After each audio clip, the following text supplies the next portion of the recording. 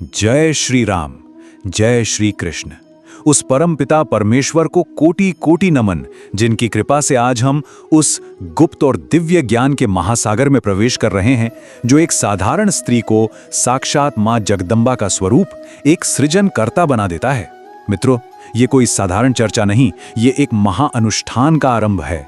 ये यात्रा है गर्भ संस्कार की। गर्भ में ही एक ऐसी तेजस्वी, ओजस्वी और दैवीय आत्मा को गढ़ने की, जो इस धरती पर धर्म, ज्ञान और शौर्य की पताका फहराएगी। इस एक वाक्य को अपनी आत्मा में अंकित कर लीजिए। गर्भावस्था कोई शारीरिक प्रक्रिया मात्र नहीं है। नहीं, ये 9 महीनों तक चलने वाला एक अखंड यज्ञ है।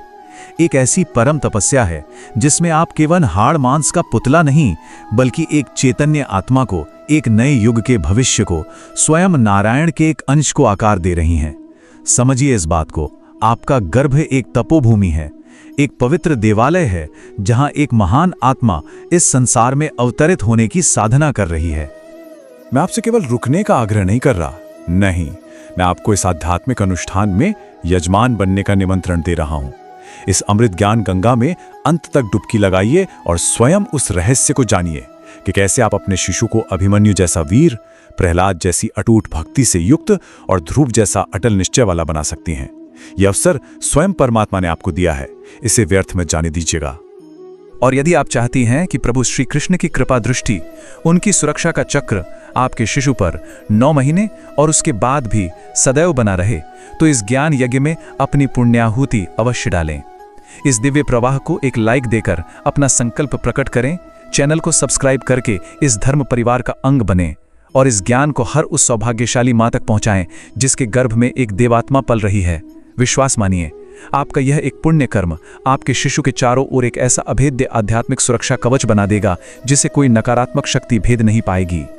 तो आइए इस 9 महीने की आध्यात्मिक तीर्थ यात्रा के मानचित्र को समझें और इसके 6 पवित्र सोपानों पर अपने चरण रखें। पहला सोपान, गर्भ को एक मंदिर मानना। दूसरा, ब्रह्म मुहूर्त में ब्रह्मांडीय चेतना से जुड़ना। तीसरा, दिव्य आहार और संगीत से आत्मा का सिंचन करना। चौथा, गर्भ संवाद के माध्यम से आत्मा से सीधा संपर्क साधना। पांचवां, संध्या वंदना और स्वाध्याय से बुद्धि को प्रखर बनाना। और छठा, योग निद्रा द्वारा सृजन को परम विश्राम देना।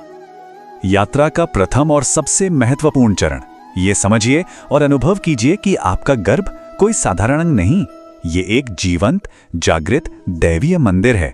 इस मंदिर की देवी आप हैं और आपके विचार वो मंत्र हैं जिनसे गर्भ में स्थापित मूर्ति का निर्माण हो रहा है। आपकी भावनाएं वो पुष्प हैं जो उस मूर्ति पर अर्पित हो रहे हैं। अरे, विज्ञान जिसे डीएनए कहता है ना, हमारे शास्त्र उसे जन्म जन्मांतर के संस्कारों का सार कहते हैं। आप जो सोचती हैं, शिशु वही बनता है। तो आखिर ये गर्भ संस्कार है क्या? ये कोई आधुनिक खोज नहीं, ये हमारे ऋषियों द्वारा दिया गया हजारों वर्ष पुराना वो प्रत्यक्ष ज्ञान है जो गर्भ में ही शिशु को शिक्षित और संस्कारित करने की दिव्य कला सिखाता है। ये केवल एक स्वस्थ शिशु को जन्म देने की विधि नहीं है, नहीं, ये एक तेजस्वी, ओजस्वी, संस्कारी और भावनात्मक रूप से हिमालय की तरह अडिग आत्मा को इस पृथ्वी पर अवतरित कराने का देव विज्ञान है। अब हम दूसरे सोपान पर आते हैं, ब्रह्म मुहूर्त में जागरण, यानी सुबह 4:30 से 6 बजे का अमृत वेला।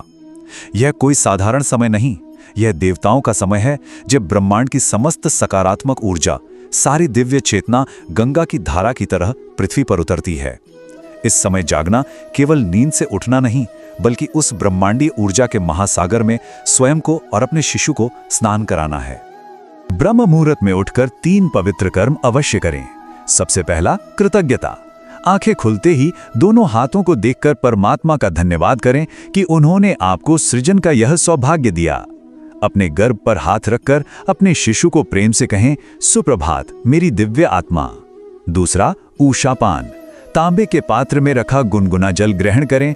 यह आपके शरीर की शुद्धि कर शिशु के लिए अमृत का निर्माण करता है। और तीसरा, योग। कुछ सरल आसन और प्राणायाम से शरीर और आत्मा को ऊर्जावान बनाएं। और ये देखिए, आपके शिशु के मस्तिष्क के लिए प्रथम अमृत, पहला प्रसाद। रात में भिगोए हुए 4 से 5 बादाम और 1 अखरोट।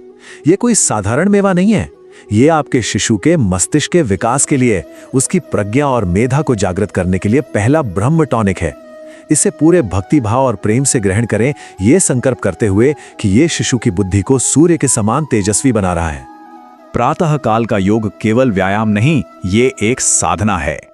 अनुलोम विलोम प्राणायाम आपके तनाव को सोख लेता है और शिशु तक केवल शांति पहुंचने देता है।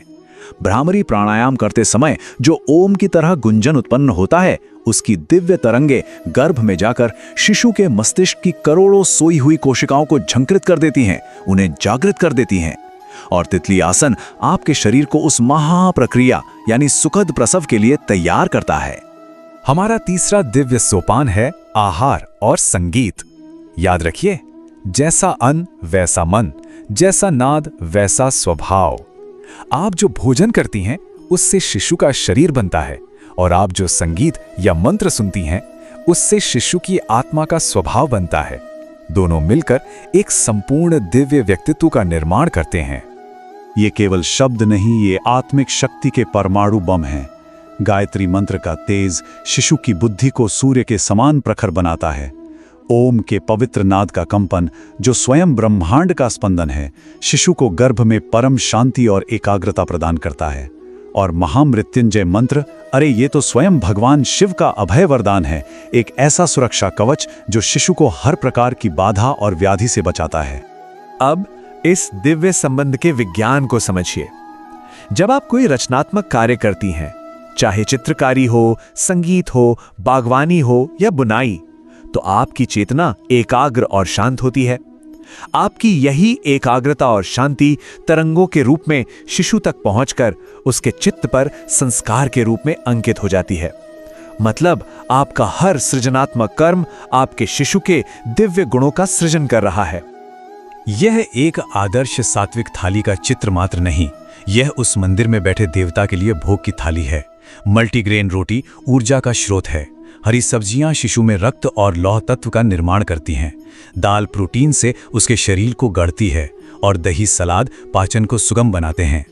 हर एक निवाला इस भाव से ग्रहण करें कि यह शिशु के दिव्य शरीर के निर्माण में एक एक ईंट का काम कर रहा है।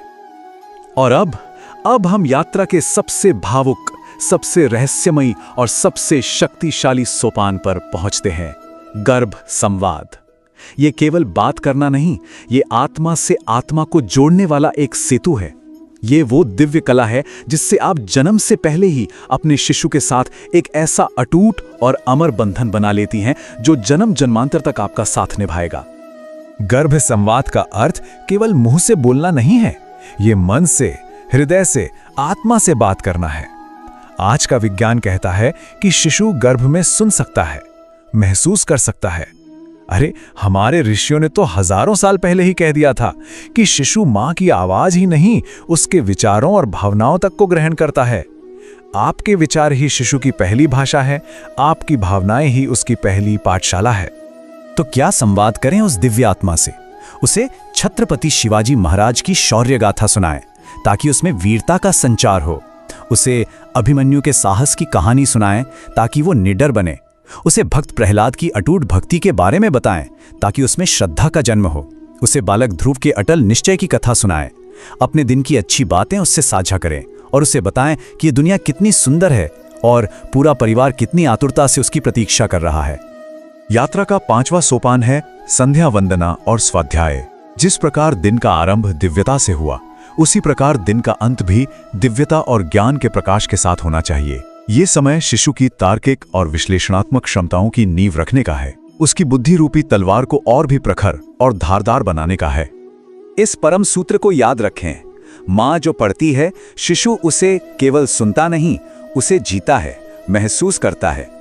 जब आप श्रीमद् भगवद गीता या महापुरुषों की जीवनियां पढ़ती हैं, तो शिशु के चित्त पर सदाचार और महानता के संस्कार अंकित होते हैं। और जब आप कोई तर्क या गणित की पहेली सुलझाती हैं, तो आप अनजाने में ही शिशु के मस्तिष्क में तर्क के दुर्ग का निर्माण कर रही होती हैं। और अब हम अपनी दिव्य दिनचर्या के अंतिम और परम शांतिदायक सोपान पर हैं, योग निद्रा, यानी सृजनकर्ता का महाविश्राम।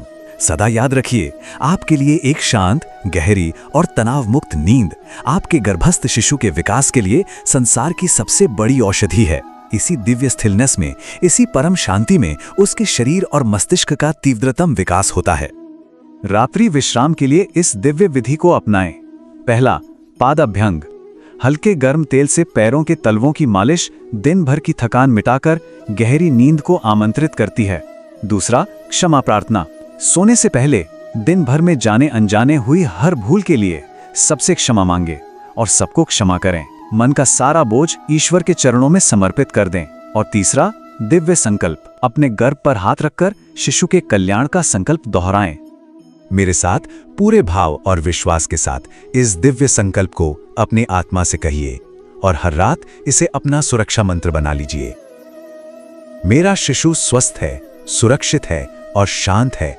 समस्त ईश्वरीय शक्तियां उसकी रक्षा कर रही हैं। आपका ये अटूट विश्वास ही आपके शिशु का सबसे बड़ा कवच बनेगा। इस संपूर्ण 9 महीने की साधना का सार इन 3 महामंत्रों में छिपा है। प्रसन्न रहें क्योंकि आपकी प्रसन्नता शिशु के लिए अमृत है। सकारात्मक रहें क्योंकि आपकी आशा ही शिशु का आत्मविश्वास बनेगी। और निडर रहें क्योंकि आपका साहस ही उसकी शक्ति बनेगा। प्रसन्नता, सकारात्मकता और निर्भयता, यही गर्भ संस्कार का त्रिशूल है जो हर नकारात्मकता का नाश कर देता है। तो अब मैं आपसे पूछता हूं, क्या आप इस महायज्ञ की पूर्णाहुति के लिए केवल एक शिशु को नहीं बल्कि एक जागृत आत्मा को, एक नए युग के सूत्रधार को इस धरती पर लाने के लिए तैयार हैं? यदि आपका उत्तर हां है तो इस दिव्य ज्ञान को अपने जीवन में उतार लीजिए। इसी तरह के अन्य वीडियो के लिए वीडियो को लाइक करें, चैनल को सब्सक्राइब करें और कमेंट बॉक्स में जय श्री राम लिखें। प्रभु आपका और आपके शिशु का कल्याण करेंगे। जय श्री कृष्ण।